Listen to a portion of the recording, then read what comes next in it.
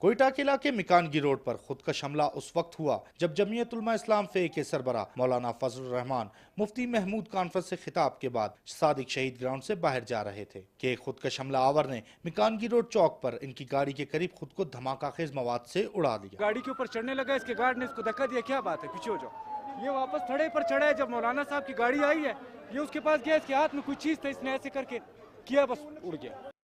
دھماکے کے فوری بعد سیکیورٹی اور قانون نافذ کرنے والے اداروں کے اہلکار اور امدادی ٹیمیں موقع پر پہنچ گئیں اور زخمیوں کو سول ہسپتال منتقل کر دیا گیا، جہاں سے 3 زخمیوں کو تشویشناک حالت میں کمبائنڈ ملٹری ہسپتال منتقل کیا گیا ہے۔ صوبائی وزیر داخلہ میر سرفراز بگٹی نے جائے وقوع کا دورہ کیا۔ اس موقع پر ان کا کہنا تھا کہ سیکیورٹی کے ہر ممکن اقدامات اٹھائے گئے تھے، سیکیورٹی انتظامات کے باعث ہی ایک بڑا سانحہ رونما ہونے سے بچ گیا۔ بلوچستان پولیس نے مولانا صاحب کو بلٹ پروف گاڑی بھی پرووائڈ کی تھی، بام پروف گاڑی بھی پرووائڈ کی تھی، اور یہ آؤٹر کوارڈن میں اس کو وہ انٹر نہیں ہو سکا کیونکہ بہت بڑی تعداد تھی جلسہ گاہ میں لوگوں کی۔